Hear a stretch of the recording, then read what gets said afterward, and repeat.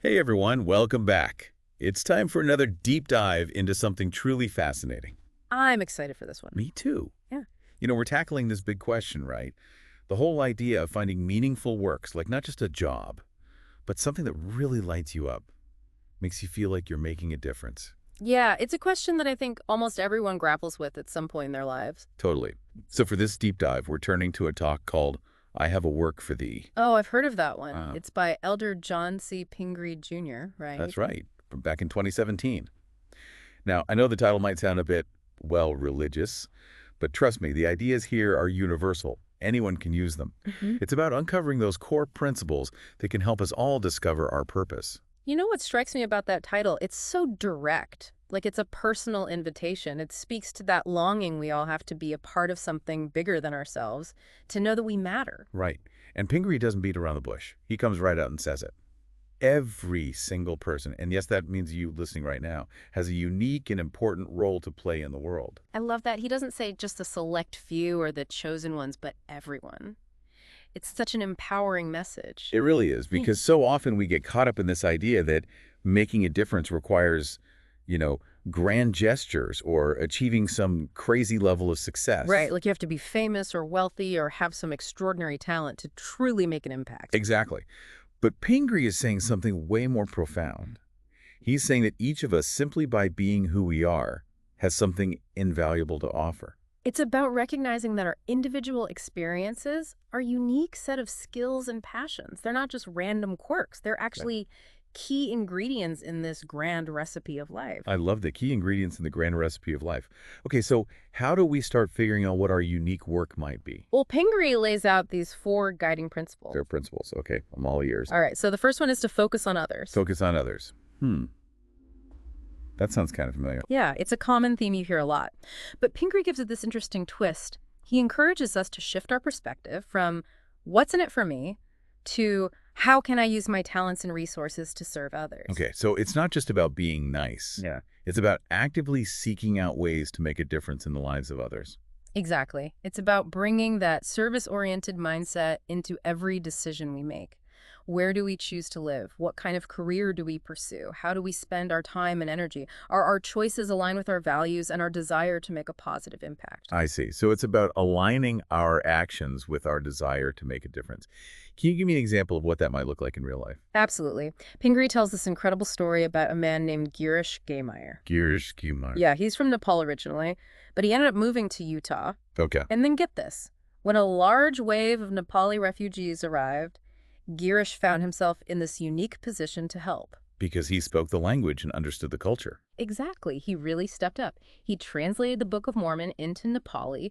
He led a Nepalese-speaking congregation, and he helped all those refugees adapt to their new home. Wow, that's amazing. It's like his unique background perfectly prepared him for that exact moment. Right. And it makes you wonder, maybe we don't always have to go searching for our purpose. Maybe sometimes it finds us. That's a really interesting thought. So But focusing on others is the first principle. What's the second one? the second principle is all about discovering and developing our spiritual gifts. Spiritual gifts. Okay, now that sounds a little, I don't know, woo-woo for me. I hear you. Yeah. But it's actually a very practical concept. It's about recognizing those inherent talents and abilities that we each possess. So not necessarily like supernatural powers. No, not at all. More like those qualities that make us uniquely valuable. Things like compassion, empathy, a knack for organization, the ability to communicate clearly, a talent for making people feel seen and heard. Okay, so like our strengths, Yeah. the things we're good at. Exactly. Yeah. And Pingree's point is that everyone, and I mean everyone has these gifts. It's not just about those with obvious talent or exceptional abilities. So we all have something special to offer. We really do. He even tells the story about a woman who was feeling discouraged because she didn't think she had any notable gifts. Oh, I've been there. Right. But when she prayed about it, she felt inspired to simply notice others. Those others. Yeah, like to really see them, to acknowledge their presence and their needs. And it turned out that simple act of noticing was her gift. That's so cool. It highlights how our gifts might not always be obvious or flashy, but they can still have such a profound impact. They really can. And Yeah. sometimes we need a little help recognizing those gifts in ourselves. Yeah, like I know I have blind spots. What do you suggest? Well, Pingree suggests talking to people who know us well. Ask them what they see as our natural abilities, what we excel at, what seems to come easily to us. Oh, that's a great idea. Yeah. Get a fresh perspective. Right. You might be surprised by what they notice. And once we start to identify those gifts, the next step is to actively develop them, just like any other skill. So it's not just a one-time discovery. It's an ongoing process of self-discovery, growth, and refinement. You got it. It's like we're each given a set of tools, our experiences, our skills, our passions. And it's up to us to figure out how to use those tools to build something meaningful. To build something that contributes to the world around us. I love that analogy. It's powerful, right? It is. But, life isn't always sunshine and roses. We all face challenges, setbacks, sometimes even major traumas. How does Pingree address those darker, more difficult aspects of life? That's where his third principle comes in. Okay, I'm intrigued. What is it? He says that instead of viewing adversity as a roadblock, it can actually be a source of strength and preparation for the work we're meant to do. Wait, so he's saying that those tough times, even the really heartbreaking ones, can actually be part of our preparation for our purpose. Exactly. He even quotes Alma from the Book of Mormon, who said that after going through intense trials, he was made an instrument in the hands of God. Wow. It's like those challenges, even the painful ones, can shape us in ways that make us more empathetic, more resilient, and ultimately better equipped to serve others. You're getting it. It's about recognizing that those difficult moments weren't in vain. They were actually weaving a richer, more meaningful tapestry for our lives. And that tapestry, with all its complexities and imperfections, might be exactly what someone else needs to see to find their own way. Beautifully said. It's like those Japanese art of kintsugi where broken pottery is repaired with gold. Oh yeah, I've seen that. The cracks are highlighted instead of being hidden. Exactly. And it makes the piece even more beautiful. It's the same with our lives. Those scars, those wounds, they don't diminish our worth. They add to it. They tell our story, they give us depth. And they allow us to connect with others in a more authentic way. This is all so powerful. I feel like we've barely scratched the surface, and we're already uncovering some pretty profound insights. I know, right? And we still got one more principle to unpack. Okay, well, before we do that, I think we need to take a quick break to let all of this sink in. I agree. It's a lot to process. But when we come back, we'll dive into that fourth principle, relying on a higher power. And we'll explore some practical strategies for putting all of these principles into action in your own life. It's going to be fascinating to see how it all comes together. I can't wait. All right, we're back. And my mind is still buzzing from that first part. I know, right? There's so much to think about. So we were talking about how adversity can actually prepare us for our purpose. But I'm curious, how do we actually make use of those difficult experiences? It's all about perspective. Instead of seeing those challenges as like failures or setbacks, Yeah. what if we see them as opportunities for growth? Like valuable lessons. Exactly. Like those experiences shaped us into who we are today. So instead of dwelling on the pain, we try to find the meaning within it. Yeah. Like, what did we learn? How did that experience change us? What new strengths did we develop? And how can we use those strengths to help others? Right. Because we're not the only ones who've gone through tough times. Not at all. And by sharing our stories and the wisdom we've gained, we can give hope and support to others who might be struggling. It's like those experiences, even the painful ones, become part of our toolkit. They equip us with empathy, resilience, and a deeper understanding of what it means to be human. Yeah, it's so true. It's like that Japanese art of kintsugi. Kintsugi. Where they repair broken pottery with gold. Oh, yeah, I've seen that. It's beautiful. They highlight the cracks instead of trying to hide them. Exactly. And it makes the piece even more valuable because it has a story to tell. Right. It's like our wounds, our scars, they don't diminish our worth. They actually add to it. They show that we've lived, we've learned, and we've come out stronger on the other side. Okay, so we've talked about focusing on others and using our experiences to shape our purpose. What's next? Pingree's third principle is all about tapping into something bigger than ourselves. Okay, now this is where I get a little, hesitant, because I'm not particularly religious. I totally understand. But this doesn't have to be about organized religion. Oh, okay. It's about recognizing that we're not alone on this journey, that there's a force, an energy, a wisdom, call it what you will, that connects us all. Like a universal consciousness. Yeah, something like that. And that this force can guide us toward our purpose. So it's more about trusting in something beyond our limited understanding. Exactly. Acknowledging that we don't have all the answers. And being open to the possibility that there's something more out there. Yes. And you know what? When we focus on serving others, when we develop our gifts, when we embrace our challenges, we're actually opening ourselves up to that guidance. Like we're tuning into the right frequency. It's a beautiful way to put it.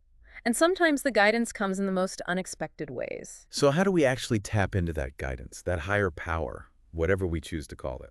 It's different for everyone. Some people find it through prayer or meditation. Others find it in nature or art or music. Or even in acts of service? Yeah, exactly. The key is to create space for stillness, for reflection, for listening to that inner voice. It's like quieting the mind so we can hear that whisper of intuition. And being open to receiving guidance in unexpected ways.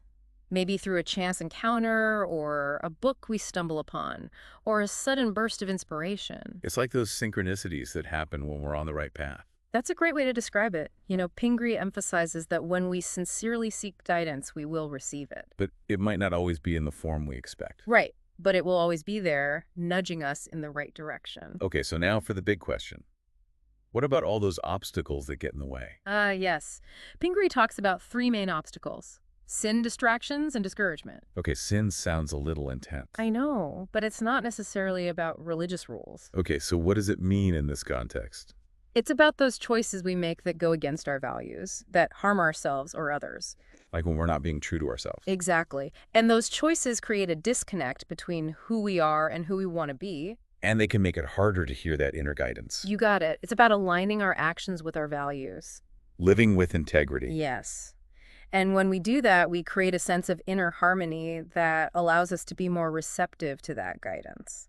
Okay, what about distractions? I feel like those are everywhere. They are. We live in a world of constant stimulation and information overload. It's hard to even find a moment of peace, let alone connect with something larger than myself. It's a real challenge, but we have the power to choose. To choose what we focus on. Exactly.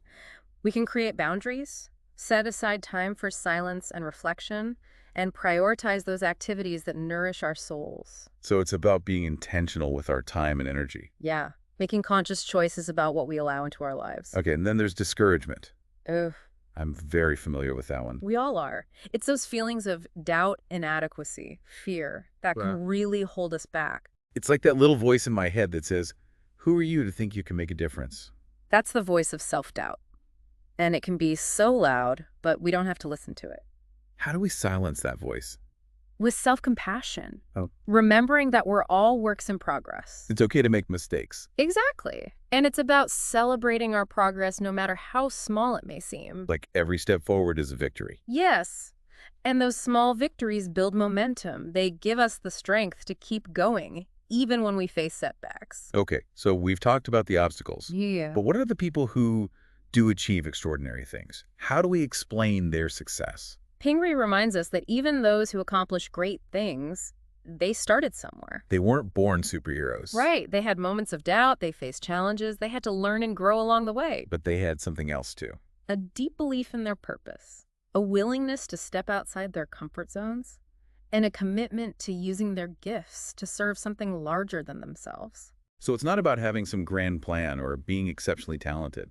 It's about showing up, doing the work, and trusting the process. I love that, trusting the process. It's so true. Okay, before we move on to that fourth principle, Mm-hmm. I want to go back to something you mentioned earlier, the idea of humility. Why do you think Pingree brings up Mother Teresa and her quote about being a pencil in God's hand? It's such a powerful image. It speaks to the essence of what it means to live a purposeful life. Like letting go of our ego. Yes, surrendering to something bigger than ourselves. And being open to using our talents and experiences to serve a purpose that we might not even fully understand. It's about being a part of something much grander than our individual selves. Wow. This is all really resonating with me. It's Mm-hmm. like we're all interconnected, Mm-hmm. and we each have a role to play in this grand symphony of life. I love that analogy. We're all instruments in the orchestra, and when we each play our part to the best of our ability, we create something truly beautiful and meaningful. This has been an incredible conversation. I'm so ready to hear about that fourth principle and how it all ties together. All right. So we've explored these three principles, right? Focusing on others, developing our gifts, and relying on something bigger than ourselves. What's that fourth principle that ties it all together? Well, it's funny. It's almost deceptively simple, but incredibly profound at the same time. Oh, okay. I'm intrigued. Lay it on me. Pingree calls it acting with intentionality. Intentionality. Okay, I think I get that on a basic level, Yeah. but what does he really mean by that in this context? It's about bringing this conscious awareness to everything we do, like all aspects of our lives, you know? Hmm. So it's not just about having good intentions. It's about actually putting them into action. Exactly. It's about closing that gap Mhm. between thinking and doing, between just wishing for things and actually creating them. Right, because we can have all the best intentions in the world, but if we don't actually do anything, it's all just talk. Yeah. It's like having a blueprint for this amazing house, Yeah. but never actually building it. Okay, I love that analogy. Mhm. So how do we cultivate that intentionality? How do we move from being passive to being active? Pingree suggests starting small. We don't have to make these huge, drastic changes all at So once. small steps. Yeah, just focus on making little intentional choices each day, things that align with our values and our purpose. So even those little everyday decisions can make a difference. They really can. It's all about asking ourselves, what's one small thing I can do today to move me closer to where I want to be? Okay, so give me some examples. What could that look like? Well, it could be something as simple as sending a kind text message to a friend who's having a tough day. Oh, yeah. Little acts of kindness. Exactly. Or it could be volunteering an hour at a local charity. Oh, okay. Or maybe practicing a skill that we want to use to help others. Or even just taking a few minutes to meditate and reflect on our goals. Exactly. It's all about those little things that add up over time. I see. So it's not about being perfect. It's Ah. about making progress.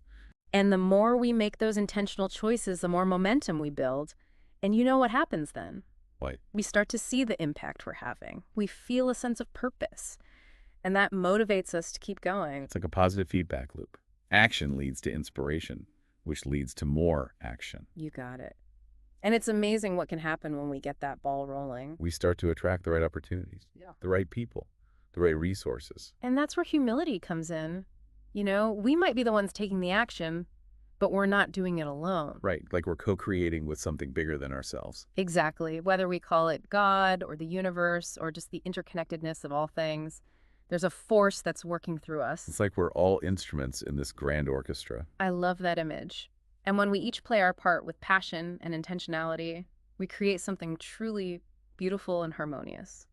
This has been such a rich and inspiring conversation. I feel like I have a whole new perspective on what it means to live a purposeful life. Me too. It's been an honor to explore these ideas with you. Likewise. So as we wrap up this deep dive, what's the one key message you want our listeners to take away?